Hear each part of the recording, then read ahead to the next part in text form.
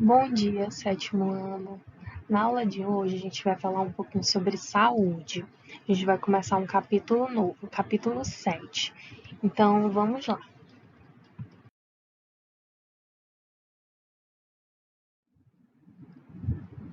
Mas o que significa a palavra saúde?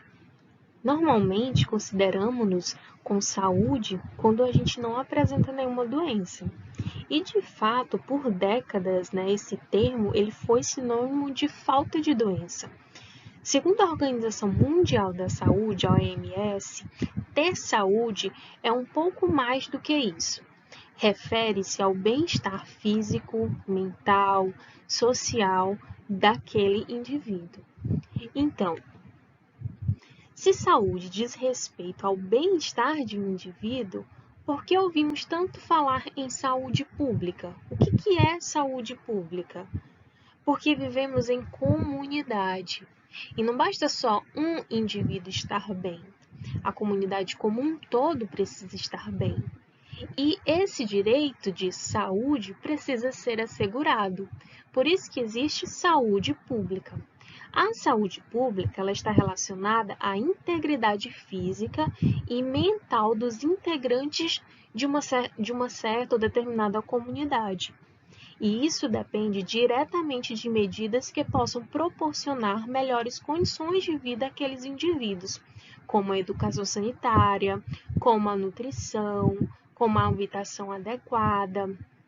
Todos esses fatores influenciam, nas condições de vida daquela comunidade. Quando isso não acontece, dentro da comunidade, nós temos uma comunidade mal atendida e uma comunidade, consequentemente, doente. E quando temos doença, a gente tem a falta da saúde. É nesse momento que a epidemiologia, que significa o quê? É uma palavra que vem do grego. Quando a gente desmembra essa palavra, a gente tem três palavrazinhas, que é ep, que significa sobre, demos, que significa população, e logos, o estudo. Essa epidemiologia, ela contribui através do acompanhamento dos fatores que determinam a frequência e a distribuição das doenças nas coletividades humanas. Nós temos como exemplo o surto de uma doença como a febre amarela. Devemos nos preocupar? Para responder essa pergunta, é necessário analisar os indicadores de saúde em estudos epidemiológicos. E é isso que a gente vai ver agora. Quais são os indicadores de saúde quando a gente está estudando epidemiologia? Vamos lá. Os indicadores de saúde podem ser classificados em demográfico, que se referem ao número de habitantes, sua idade, sexo, etnia de uma determinada região, socioeconômicos, que identificam a renda, a ocupação, a classe social, o tipo de trabalho, as condições de moradia, de alimentação, de população. Então, o demográfico está mais relacionado à quantidade de pessoas, enquanto o socioeconômico está mais relacionado às condições em que vivem essas pessoas. Outro ponto é o nutricional, que está diretamente relacionado à nutrição dessas pessoas, à alimentação disponível a essas pessoas. Ambiental, que está relacionado ao meio ambiente em que ela está inserida. Temos indicadores considerados negativos como a morbidade e a mortalidade. A mortalidade ela vai indicar o número de óbitos em relação ao número de nascidos vivos, enquanto a morbidade, ou também chamado de fatores de risco, que é um indicador negativo, ele vai registrar o número de pessoas portadoras de doenças que ocorrem naquela comunidade. Mas aí a gente também tem os indicadores positivos, que é o de qualidade de vida e fator de proteção, certo?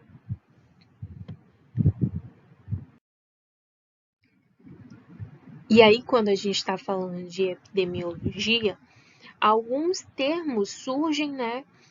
E a gente fica se indagando qual o significado e qual a diferença desses termos. Inclusive, a gente está entre um deles, né? A gente está vivenciando um deles, que é a pandemia. Mas qual a diferença entre surto, pandemia, endemia, epidemia? Qual a diferença entre esses termos? O que caracteriza cada um desses termos? Começando pela endemia. O que é endemia? Quando a gente está estudando a epidemiologia. Endemia ela vai ocorrer com um certo número de casos controlados em determinada região. Então, você tem uma região, por exemplo, uma cidade em que a gente tem uma quantidade de casos de uma determinada doença e aí a gente consegue controlar aqueles casos que estão ocorrendo naquela determinada região. Aí a gente vai ter uma endemia, que são controlados aqueles casos. Uma epidemia. Quando é que ocorre uma epidemia? Bom, quando há o aumento no número de casos de determinada doença, muito acima do esperado e não é delimitada a uma região. Então, por exemplo, a gente tem um país em que, em diferentes partes desse país, a gente tem uma quantidade de números de casos dessa doença. E aí, essa doença ela vai se espalhando. A gente tem, então, uma epidemia. É muito mais alta, né, a quantidade de casos do que a endemia, que a endemia ela já pode ser um pouco controlada em relação à epidemia. E a pandemia, que é a que a gente está vivendo? A pandemia, ela compreende o número de casos de doença acima do esperado, afetando vários países e continentes. É o que a gente está vivenciando. A gente começou com uma incidência de casos muito grande do coronavírus, né, em determinado país, que foi espalhando e foi atingindo outros continentes, outros países, tornando aí muito grande, né, o número de casos do coronavírus em todo o planeta. Por isso que é considerado uma pandemia e não uma endemia ou uma epidemia, certo? E por último, a gente tem um surto. O surto ele é o aumento repentino no número de casos dentro de limites muito restritos ou de uma doença específica. Aí é uma determinada região em que tem, né, características favoráveis a essa doença. E aí ocorre que essa doença ela acaba tendo um surto, um aumento repentino, não esperado, né, dessa doença. E ela não tem uma abrangência assim muito grande, como é o caso da pandemia. Então, o surto ele vai acontecer nesse momento.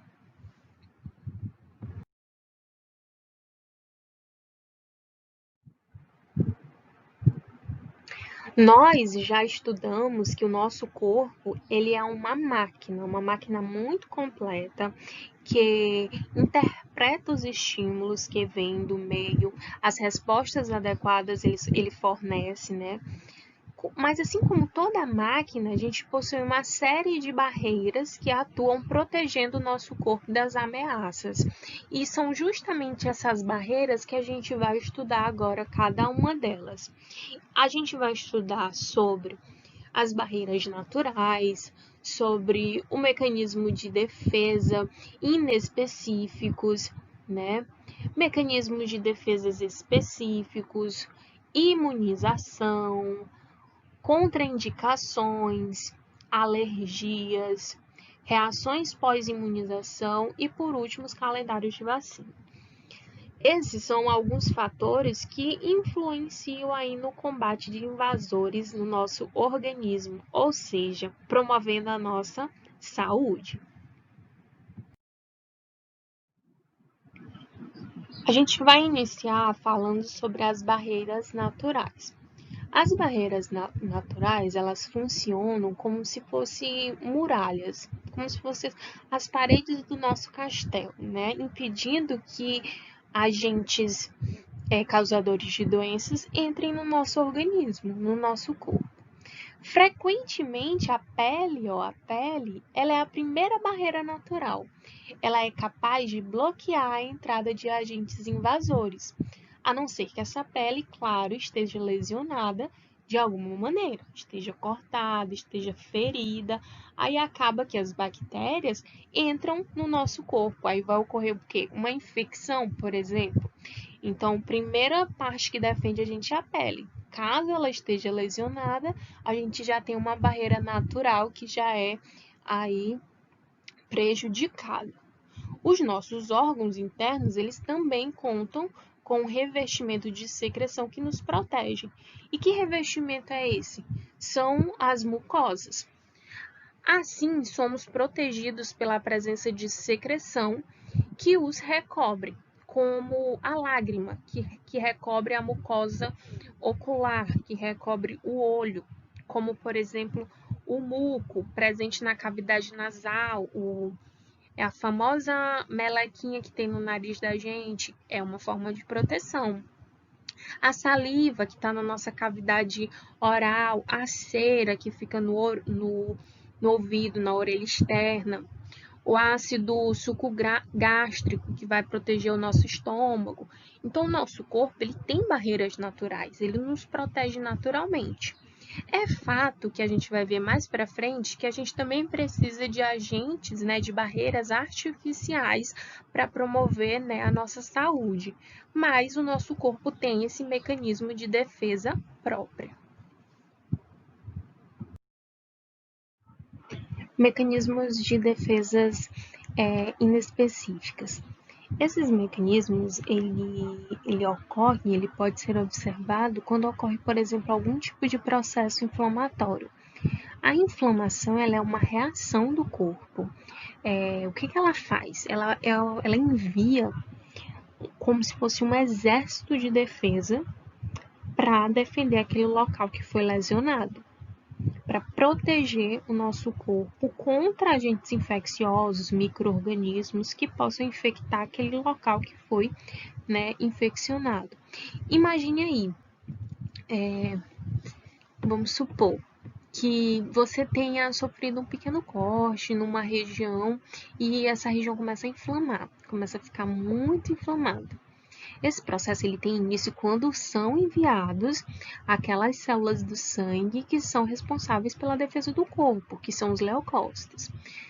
Essas células são enviadas para o local da inflamação e aí o que ocorre? É desviada da corrente sanguínea por um processo conhecido como diapedese. Nesse momento, as células elas passam a se englobar e destruir por um processo que é chamado de fagocitose. Fagocitose é como se ela engolisse e destruísse, né, aquele agente infeccioso. A diapedese e a fagocitose, esses dois processos que ocorrem, fazem com que células, né, de defesa, os neutrófilos, que fiquem na linha de frente da infecção, combata, né, e destrua esses agentes infecciosos. E aí ocorre o processo de defesa do corpo, que é o chamado de processo inflamatório, né? Ocorre a inflamação justamente a reação do seu corpo àquele local que foi lesionado. É uma forma de proteção própria do corpo.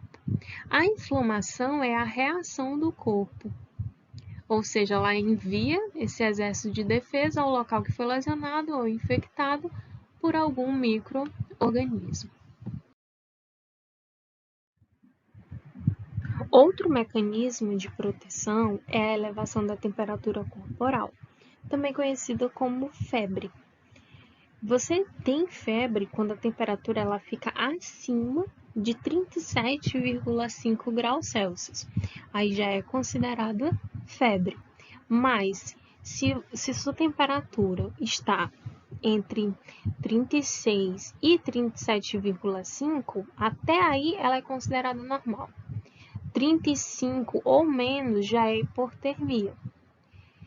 de 37,6 para cima, você já tem febre.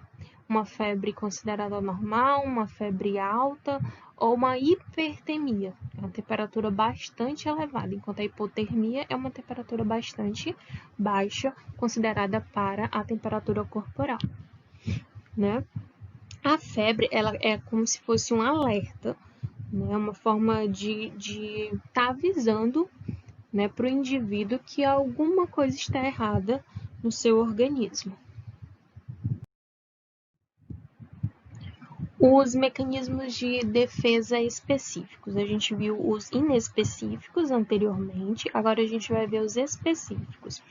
Esse tipo de mecanismo ele pode ser observado quando o sistema imunológico, além de ser capaz de identificar o micro-organismo que invadiu o seu corpo, chamado de antígeno, ele apresenta um efeito de memória, ou seja, o agente patógeno, que foi o causador da doença, né, na primeira infecção, ele é memorizado. E em infecções que poderão acontecer posteriormente, ele é reconhecido pelo seu corpo, resultando numa defesa mais rápida e eficaz. Ou seja, o seu corpo já tem aquela informação. Por exemplo, um vírus da gripe. Você pega a gripe, determinado vírus, né? Porque a gente tem vários tipos de vírus diferentes, de gripes diferentes. Você pega uma determinada gripe, um vírus de uma gripe. E aí, o seu corpo, por já ter pegado esse vírus, ele vai carregar uma memória, né? Ele vai carregar uma memória sobre aquele vírus. Quando você for pegar novamente esse vírus, você vai ter essa informação no seu corpo. E aí o que vai acontecer? Vai acontecer que sua defesa ela vai ser mais eficiente e mais rápida. Esse é um mecanismo de defesa considerado específico, né, do seu corpo. As alergias. As alergias elas acontecem quando o sistema imune, que era o que a gente estava falando anteriormente, é capaz de produzir anticorpos contra aqueles agentes patogênicos, aqueles causadores de doenças, contra os antígenos geralmente inofensivos, como alguns alimentos, corantes, pólen, alguns compostos presentes em medicamentos. E aí o que vai acontecer? Vai ocorrer que você vai sentir alguns sintomas que são incômodos, como a urticária, que é a presença dessas feridas no corpo, a asma, são sintomas de alergia, né? Outra forma de alergia é o choque anafilático, que é a forma mais grave de alergia.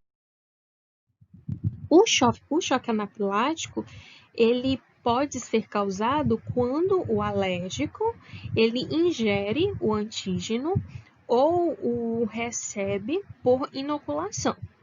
Quando a reação alérgica não depende da quantidade do antígeno absorvido, o choque pode ser causado por uma picada de escorpião, que levará à liberação intensa de histamina, acarretando, além da falta de ar, que é a famosa asfixia, né, por edema da glote, aí, que incha e fecha essa cavidade.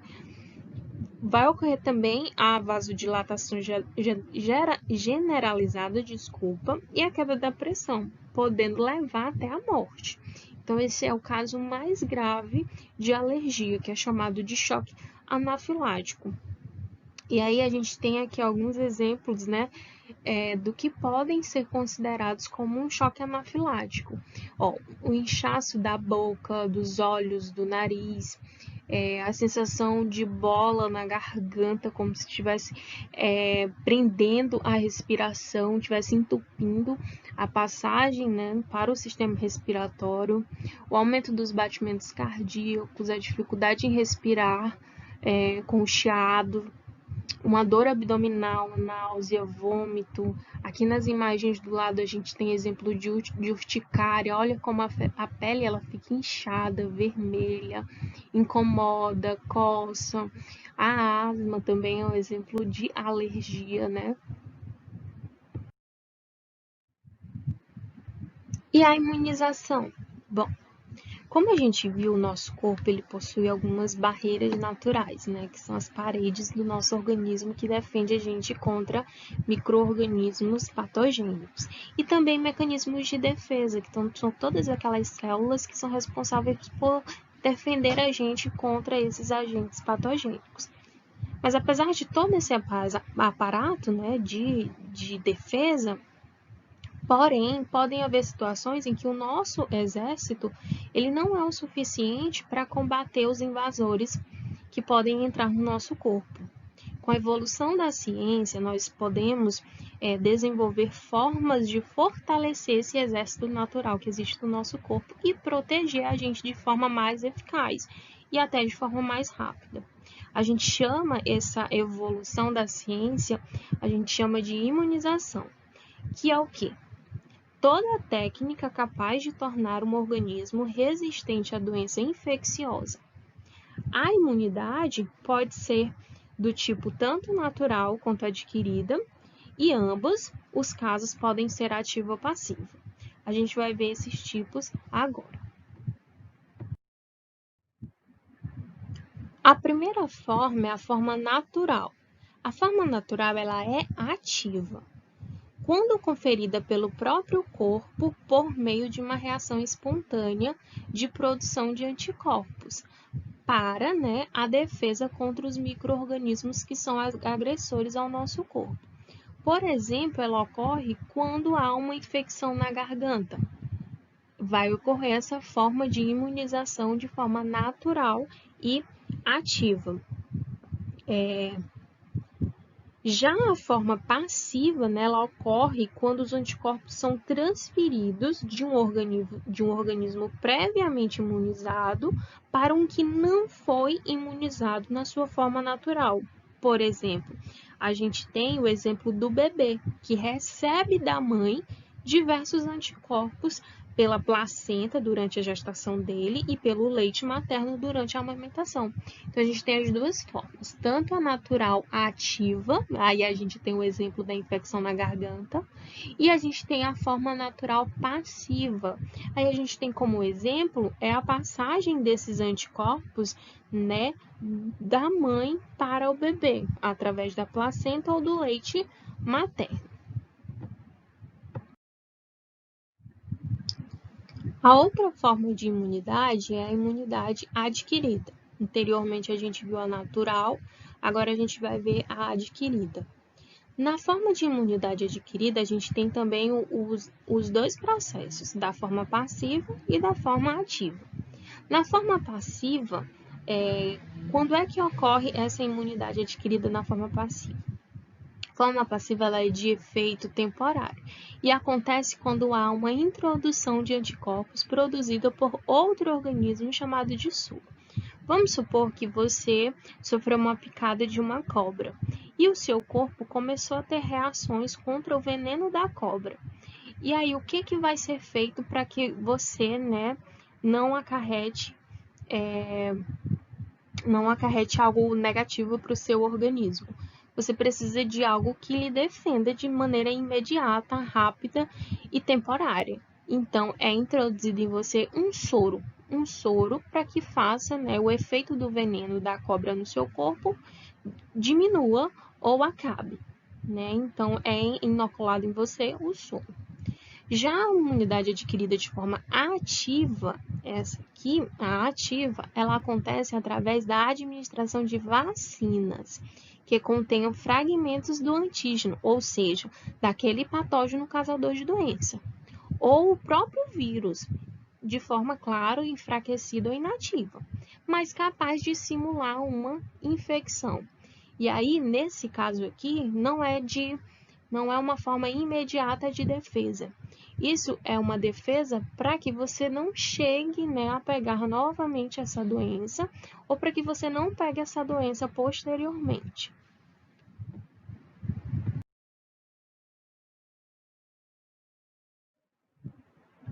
O cartão de vacinação. Assim que nasce, assim que o organismo nasce, todo bebê recebe no hospital um cartão de vacinação.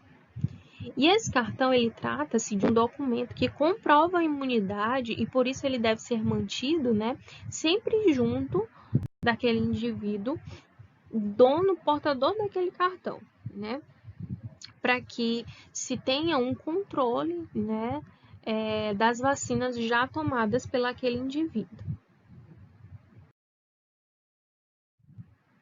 As contraindicações. Bom, as vacinas, elas são contraindicadas nos seguintes casos. Em caso de alergia à gelatina, né, vacina da gripe, tríplice viral, febre amarela, raiva, varicela, tríplice bacteriana, difteria, tétano e coqueluche. Gestantes também não podem receber vacinas produzidas a partir de bactérias atenuadas ou vírus atenuados, como beta-CG, tríplice viral, catapora, poliomielite, febre amarela. Indivíduos portadores de imunodeficiência congênita ou adquirida como a AIDS, como, por exemplo, portadores do vírus AIDS, pacientes com câncer, tratados com quimioterapia ou transplantados não podem receber determinadas vacinas. Pacientes em tratamento com altas doses de corticoide não podem receber determinadas vacinas. Pessoas que apresentarem reações alérgicas a algum componente presente na vacina que for dada. Pessoas que apresentarem alergia ao ovo, e aí essas pessoas podem ter reações, né, alérgicas também a componentes da vacina que tenham, né, semelhança à estrutura do ovo, aos componentes presentes no ovo.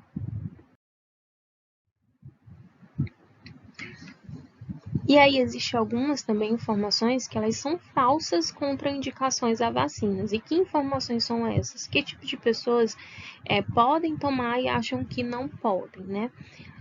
Pessoas que tenham doenças infecciosas comuns ou alérgicas, como a tosse e ou a coriza, diarreia leve a moderada, desnutrição, doenças neurológicas não evolutivas, convulsões, epilepsia, indivíduos com antecedentes familiares alérgicos à penicilina, ingestão de antibióticos, doenças cardiovasculares crônicas, doenças de pele, bebês prematuros ou com baixo peso, aleitamento materno. Então, são casos que são falsas contraindicações à vacina. As reações pós-imunização. É frequente, né, o número de casos de pessoas que manifestam reações pós a aplicação de algumas vacinas.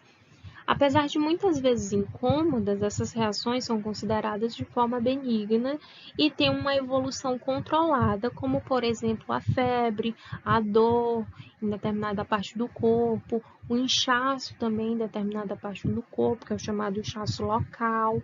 Caso isso ocorra, alguma outra manifestação de forma assim mais grave, o atendimento médico ele deve ser procurado na primeira oportunidade e deve se retornar então ao local de vacinação para informar o ocorrido, onde uma ficha de notificação deverá ser preenchida e imediatamente enviada ao SUVIS, que é a Supervisão de Vigilância em Saúde, onde o caso será avaliado. Os calendários de vacinas. Os calendários de vacina eles foram definidos pelo Programa Nacional de Imunizações, o PNI. O calendário básico de vacinação brasileira ele é formado por um conjunto de vacinas gratuitas de grande importância para a saúde pública e distribuída desde o nascimento até a terceira idade do indivíduo. Então, até agora a gente estudou, né, como que se dá a saúde do nosso corpo. A gente estudou alguns mecanismos de defesas naturais, alguns organismos de defesas considerados como artificiais, né, produzidos pelo homem para ajudar na nossa defesa, na defesa do nosso corpo contra agentes patogênicos.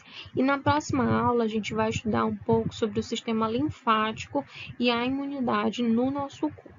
tá bom? Então, na próxima aula, a gente vai dar continuidade a esse assunto, estudando um pouco sobre o sistema linfático. Bons estudos e até mais!